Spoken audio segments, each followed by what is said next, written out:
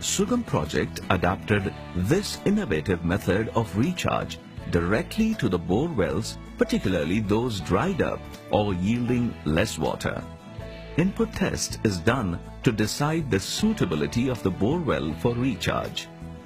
Water table is measured and 5,000 liters of water is poured into the bore well from a tanker. Bore well that absorbs the constant inflow of water are suitable for recharge. If the water overflows from the bore well, it is decided not suitable for recharge. A percolation pit is created in a systematic way around the selected bore well. A pit of 10 feet by 10 feet by 10 feet is dug with the help of an excavator. Vertical slits of 2 mm width and around 50 mm length are created like this on the casing pipe from bottom up to 6 feet height. Cement concrete bed is put to the bottom of the casing pipe for stability. Then boulders of this size are filled up to 6 feet height.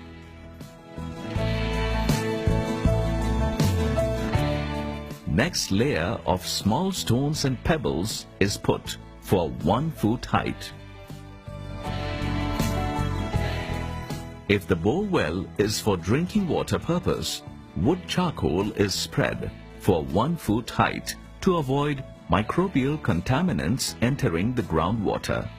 If the bore well is for agriculture usage, charcoal is not necessary. Then spread HDPE mesh of good quality. It stops sand, leaves and other bigger particles entering the lower filter layers. Otherwise, the layers get blocked in a season, resulting in inefficient percolation. Put a layer of coarse sand on the mesh for 1 foot height. This completes the filtering arrangement for the inflow rainwater. Then a short wall is built around the pit to avoid collapse of soil. It also enables water to stand till it gets percolated. Rainwater flow is diverted to this recharge structure from surrounding area.